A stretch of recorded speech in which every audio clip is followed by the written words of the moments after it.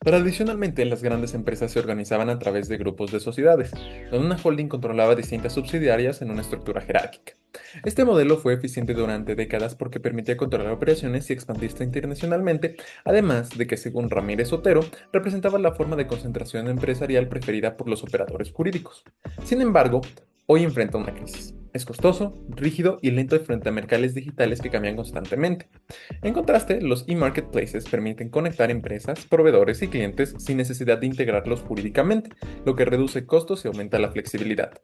Por eso estamos pasando de un modelo basado en control corporativo a uno basado en redes digitales. Este cambio no solo es económico, sino profundamente jurídico. La Ley General de Sociedades Mercantiles parte de la idea de que la empresa es una entidad jurídica unitaria, con personalidad propia y una estructura claramente delimitada. Sin embargo, el mercado actual está dejando atrás ese modelo. Empresas como Sears o los centros comerciales basados en activos físicos e integración vertical están siendo desplazados por plataformas digitales que operan como redes. En estas redes la cadena de valor ya no está dentro de una sociedad, sino que, como Murthy advierte, esta se encuentra distribuida entre múltiples actores independientes que colaboran sin integrarse jurídicamente, redefiniendo su forma de organización e interacción. Esto genera una tensión. El derecho sigue pensando en términos de una sola persona moral, mientras que la realidad económica funciona con una red descentralizada. Por eso el modelo clásico de sociedad mercantil comienza a ser insuficiente para explicar y regular estas nuevas formas de organización. Y bueno, para competir en la cuarta revolución tecnológica debemos reconocer que los cimientos de nuestra legislación están crujiendo. Conceptos como la personalidad jurídica o la entidad legal fueron diseñados para un mundo de fábricas y activos fijos donde era fácil identificar dónde terminaba una empresa y dónde comenzaba otra.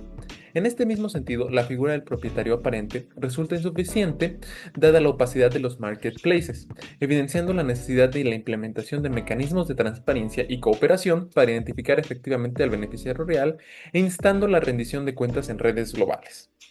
Sin embargo, en un marketplace la línea se borra, donde reside la personalidad jurídica cuando el valor se crea mediante una red flexible de cientos de colaboradores. Asimismo, la responsabilidad limitada, que en su origen fue un motor de gran progreso, hoy se ha vuelto un escudo para la opacidad. En un contexto libre de concurrencia global, estos principios ya no protegen la innovación, protegen la ineficiencia y la simulación, limitando la competitividad de las empresas mexicanas que intentan integrarse a cadenas de valor digital mucho más dinámicas y transparentes. Continuando con lo ya dicho por mi compañero Pablo, hablamos de la Ley General de Sociedades Mercantiles y la necesidad de una reforma a esta misma. Los anacronismos legislativos hacia una legislación de redes y propuesta de reforma. En ese sentido, hablamos de que un anacronismo es específicamente en materia legislativa es cuando las leyes y reglamentos no corresponden con la realidad social. Tenemos algunos principios en materia de sociedades mercantiles, principios tales como el propietario aparente, de responsabilidad limitada, el principio de entidad legal o de persona jurídica, ¿no? Principios que han sido muy útiles en materia mercantil, sin embargo, que se han ido quedando en desuso en algunos casos o que haría falta utilizar algunas otras situaciones.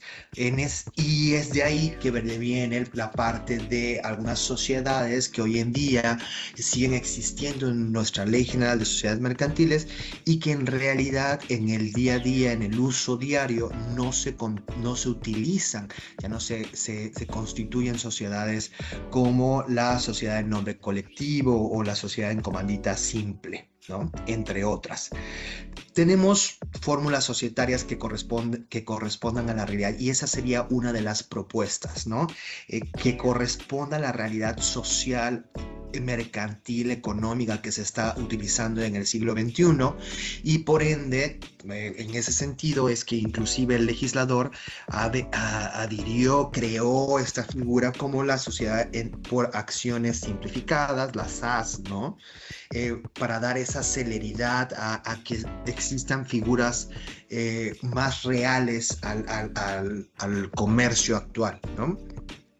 Por otro lado, tenemos, y hablando justamente de la manera en la que se comercializan ciertos productos y demás, tenemos que hoy en día se utilizan las figuras de la sociedad holding, que a su vez es la que da los objetivos y la que guía a las sociedades o funge como una sociedad controladora a sus sociedades filiales o subordinadas, y sin embargo la responsabilidad se queda únicamente para las filiales, que son las que dan, ¿no? Entonces, en ese sentido, consideramos que sí debería de existir una modificación a las leyes que regulan este tipo de comercio, ¿no? Hablamos de contratos, de situaciones que no están completamente definidas en nuestras leyes actuales en materia mercantil, ¿no? Y prácticamente contratos, sus vigencia, plazos, la mora, validez, etcétera. En su mayoría se refiere al Código de Comercio y en su caso, de manera supletoria, al Código Civil Federal. Sin embargo, y en ese sentido es la importancia de darnos cuenta, de percatarnos que las leyes son leyes de 1889. El Código de Comercio es un código de comercio que fue creado, que fue emitido, expedido en 1889, que ha tenido muchas reformas y que ha incluido figuras un poco más actualizadas, pero que aún así sigue habiendo situaciones del día a día que en 2026 están pasando, como el comercio, como el e-commerce o comercio electrónico, así como el comercio digital, ¿no? Que no están realmente reguladas dentro de este tipo de leyes. Y por ende también hablamos de la Ley de General de Sociedades Mercantiles, y esta regulación donde sigue manteniendo, es una ley que además es una ley de 1934 y que sigue manteniendo figuras que ya son o podríamos considerar obsoletas, ¿no? Y en ese sentido, también parece importante que hablemos de que cada parte dentro de una negociación, dentro del comercio, debe ser jurídica y económica y socialmente responsable. Hablando de una cadena de suministros para poder que llegue una situación, un producto a alguna parte, nos pareciera importante que cada uno de estos personajes que intervienen en la cadena de suministros también tengan un tipo de responsabilidad, situación que muchas veces en la propia legislación no se encuentra o no vemos, ¿no? Y es así que llegamos a esta parte de decir que los nuevos mercados, como ya hice referencia al e-commerce, los nuevos clientes, ¿no? Que hoy en día puede ser un cliente de Timbuktu, del otro lado del mundo, ¿no? Y las nuevas formas de hacer comercio generan la necesidad de estas modificaciones, ¿no? Los mercados digitales, hablamos, dijera el doctor Miguel Carbonell, ¿no? Uno de sus consejos o reflexiones es que debemos contar con un marco jurídico, y el derecho establece nuestras obligaciones, es ese marco jurídico. Es así que a la entrada en vigor, que como bien sabemos, del Tratado de Libre Comercio entre México y la Unión Europea, que hace unos cuantos días se firmó o se ratificó para el nuevo tratado, hablaríamos de que es necesaria la modificación o la implementación de un marco jurídico que se adapte a estas situaciones, ¿no? Este Tratado de Libre Comercio con la Unión Europea genera también situaciones para las MIPYMES o las pymes, ¿no? Para las micro, pequeñas y medianas empresas, y que es necesario se regulen también de cierta manera, ¿no? Y más allá tal vez de una reforma a las leyes en materia mercantil, también podríamos considerar una derogación de algunas leyes que ya se han vuelto obsoletas, y obviamente, previo análisis y exposición de una nueva ley, Ley General de Sociedades Mercantiles, que auxilie y que realmente contemple un marco jurídico al nuevo actual o el actual actuar de los comerciantes y a los principios que hemos venido viendo en materia internacional, en materia de comercio, como son el principio de buena fe, ¿no? respetar esta parte de que yo compro a tal persona y esperando que esa persona realmente, si él dice ser el dueño, sea la persona que me está vendiendo el producto como dueño, ¿no? Y de esta manera regular este tipo de comercio internacional, este tipo de comercio, obviamente a manera local, a manera de nuestras leyes o de nuestra jurisdicción. Gracias. Por lo que respecta a los Enterprise Gateway Marketplaces o EGM, este es un término acuñado por James Currier, que es un inversor de capital de riesgo estadounidense que en 2021 acuñó este término para definir a una plataforma tecnológica que se constituye en un punto de acceso en una empresa, poniendo en contacto a proveedores y usuarios de esta. Esta implica el uso de una infraestructura que operativamente permitirá el control de flujos de datos y transacciones y que conllevan un denominado network effect. Según Currier, este consiste en que un producto o servicio es más valioso en la medida en que más personas lo utilizan. Es una evolución, digámoslo así, de las subsidiarias o del outsourcing y de acuerdo con otros estudiosos de este fenómeno, Carl Taucher, que es un catedrático de la Escuela de Negocios de Manchester, señala que las funciones del Enterprise Gateway Marketplaces vienen a sustituir lo que antes conocíamos como subsidiarias en un grupo corporativo, permitiendo a las empresas una expansión geográfica y el control de sus cadenas de valor sin la necesidad de constituir personas jurídicas en un sentido formal. El riesgo que se le ve a esta externalización de operaciones es que en la medida en que van a interactuar numerosos actores, la responsabilidad se vuelve más difusa. Asimismo, si entramos al debate entre el outsourcing tradicional y la externalización de costos operativos, los usuarios en una empresa siempre tienden a un modelo ágil o a una metodología ágil para hacer negocios, viendo como desventajas al outsourcing tradicional la problemática que conlleva la celebración de contratos robustos, de vigencias extensas y de difícil negociación, la burocracia corporativa que puede conllevar la solicitud de N cantidad de aprobaciones en la medida en que una operación es más robusta, y que en el caso mexicano, después de la reforma de 2021 en materia de servicios especializados, limita más la subcontratación de servicios. Por ejemplo, tratándose de servicios que formen parte del objeto de una compañía, estos traen restricciones. Los proveedores o los subcontratistas tendrán que contar con un registro REPSE y deberá establecerse de manera muy puntual el número de recursos asociados al servicio que se está contratando. Por su parte, el EGM tiene como ventajas para este tipo de emprendedores que la contratación se vuelve 10 veces más rápida y a un mucho menor costo. Conlleva la identificación de stakeholders desde el punto de vista de Currier, desde el lado de la oferta y de la demanda. Desde el lado de la demanda estarán ejecutivos, los llamados gatekeepers, que ahí, por ejemplo, entramos los abogados y equipos de compliance o de ciberseguridad incluso, y los empleados o los usuarios de la plataforma. Luego, desde el punto de vista de compliance, la gobernanza de datos y el cumplimiento normativo forman un presupuesto y funciones estructurales que debe contener la plataforma para asegurar que las operaciones desde un punto de vista individualizado cumplen con el marco legal y no existirán cargas ad hoc operación por operación. Esto cobra relevancia, por ejemplo, si lo traducimos a la materia de privacidad de datos y de competencia económica.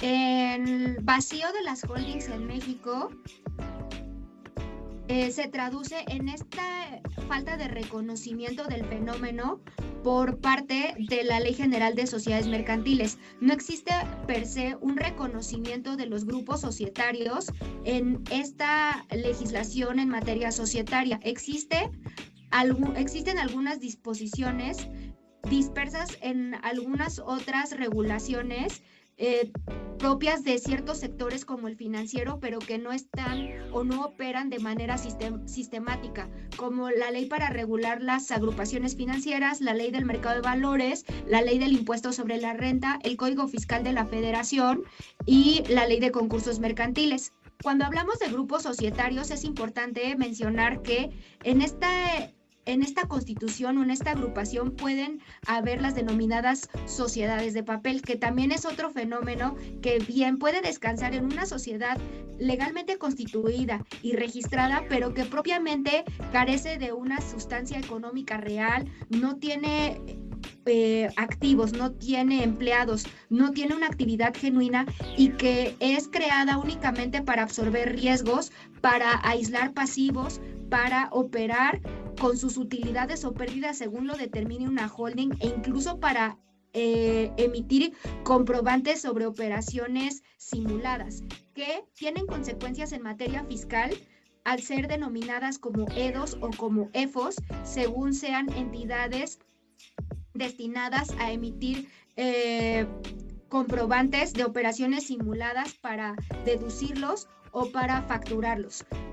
También se cree que en México, o se estima que en México hay aproximadamente 10.900 contribuyentes EFOs que causan un daño severo a los ingresos que espera o a la recaudación que espera el fisco federal y que también saltando a la materia antilavado, México ha sido criticado por la OCDE porque a diferencia de otras jurisdicciones como Ecuador o como Costa Rica, la información de los beneficiarios controladores que tuviera como propósito evitar operaciones simuladas y estas denominadas sociedades de papel no ha logrado consolidarse con un registro público como en dichos países y la información muchas veces opera previo requisito de la autoridad federal. De acuerdo. ¿Qué son las DAOs? Antes de hablar de inteligencia artificial, primero tenemos que entender qué son las DAOs. Las Decentralized Autonomous Organizations o DAOs son organizaciones digitales que operan sin un órgano centralizado de administración, es decir, sin una estructura tradicional de control como un consejo de administración o una sociedad holding. Su funcionamiento descansa principalmente en la tecnología blockchain y en contratos digitales o inteligentes también conocidos, es decir, reglas previamente programadas que determinan cómo se toman decisiones, cómo se ejecutan acuerdos y cómo se administran los recursos. Los participantes suelen integrarse mediante tokens, mismos que otorgan derechos de voto o participación dentro de la organización. En otras palabras, la gobernanza se vuelve colectiva, transparente y programable. Más que una empresa tradicional, una DAO representa una forma de coordinación económica digital. La pregunta jurídica entonces es, ¿cómo encaja algo así dentro de categorías societarias pensadas para un mundo mucho más centralizado? Ahora bien, esto nos lleva a un segundo concepto que es la Digital Legal Personality. Se trata de un debate jurídico relativamente reciente que explora hasta qué punto ciertos sistemas de inteligencia artificial podrían ser reconocidos por el derecho para ejecutar funciones con cierta autonomía jurídica limitada. La discusión no consiste en afirmar que la IA sea una persona en sentido humano, sino preguntarnos si, bajo ciertos límites, podría administrar bienes, ejecutar contratos o participar incluso en decisiones operativas con consecuencias jurídicas. Hoy no existe un consenso global, ni una regulación consolidada sobre este punto. Sin embargo, doctrinalmente se abre una discusión relevante sobre el tema de que si el derecho creó ficciones jurídicas como la personalidad moral, la pregunta sería, ¿podrían surgir nuevas ficciones jurídicas digitales? Y aquí es donde convergen las DAOs y la inteligencia artificial.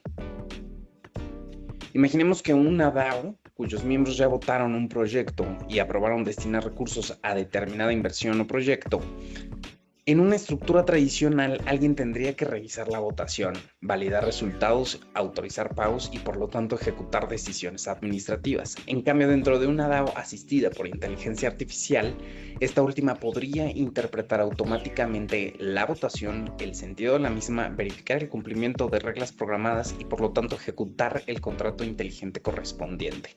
Pero su papel incluso podría ir todavía más allá, actuar como una capa de gestión y prevención de riesgos organizacionales, bajo esquemas, por ejemplo, de administración como el modelo PEER, que por siglas es People, Environmental, Assets and Reputation. Una IA podría monitorear variables críticas para la organización, detectar riesgos operativos y priorizar decisiones conforme a parámetros previamente aprobados por los miembros de la DAO. Por ejemplo, si un proyecto representa un riesgo reputacional, compromete activos estratégicos o incumple parámetros ambientales previamente definidos, la IA podría advertirlo o incluso bloquear automáticamente ciertas ejecuciones sujetas a validación colectiva. En otras palabras, no hablaríamos solamente de automatización administrativa, sino de una posible forma de gobernanza digital programable, particularmente útil en organizaciones globales descentralizadas y transfronterizas. Ahora bien, México y el reto societario del siglo XXI. En México, este debate es especialmente relevante porque nuestra legislación societaria sigue descansando sobre estructuras altamente centralizadas y categorías tradicionales previstas por la Ley General de Sociedades Mercantiles. Hoy no existe un marco claro para reconocer organizaciones descentralizadas, contratos inteligentes o modelos de gobernanza digital como las DAOs. Sin embargo, más que sustituir el derecho societario tradicional, estas figuras nos obligan a repensarlo. Y quizá la verdadera pregunta no sea si debemos resistirnos a estas nuevas formas de organización, sino bajo qué consecuencias jurídicas debemos reconocerlas. Si durante siglos el derecho mercantil creó ficciones jurídicas para organizar la actividad económica, como lo fue la personalidad moral y la responsabilidad limitada, quizá el siguiente desafío no sea resistirse a nuevas ficciones digitales, sino preguntarnos bajo qué condiciones debemos reconocerlas. Muchas gracias. Para concluir nuestra exposición, es evidente que estamos presenciando un cambio de paradigma irreversible. El modelo tradicional de los grupos de sociedades, centralizado, jerárquico y dependiente de los pesados activos físicos, está siendo desplazado de forma vertiginosa por los e-marketplaces. Este fenómeno no es meramente comercial. Redefine la esencia misma de la organización empresarial al instrumentar redes de colaboración técnica y económica de carácter enteramente no societario, reconfigurando y externalizando las cadenas de valor tanto en alcance como en escala. Como hemos analizado a lo largo de la sesión, nuestra Ley General de Sociedades Mercantiles se ha quedado atrapada en el tiempo. Mientras el marco legal mexicano insiste en defender figuras en desuso o permite el abuso de la responsabilidad limitada a través de las denominadas sociedades de papel, el mercado del siglo XXI exige agilidad extrema, velocidad 10 veces mayor y costos marginales mínimos. Y bueno, ¿hacia dónde se dirige entonces la gobernanza corporativa? El futuro ya no pertenece a las estructuras piramidales, sino a la descentralización. El surgimiento de las organizaciones autónomas descentralizadas o DAOs, que son operadas mediante la inteligencia artificial y ejecutadas a través de contratos societarios inteligentes, materializan una nueva realidad jurídica. Debemos transitar de un centro único de imputación legal hacia un esquema donde cada parte vinculada a la red sea jurídica, económica y socialmente responsable de su aportación específica a la cadena de valor.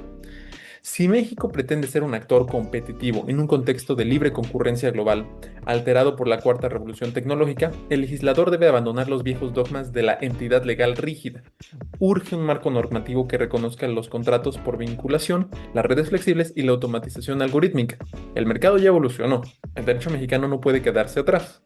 Por su atención, muchas gracias.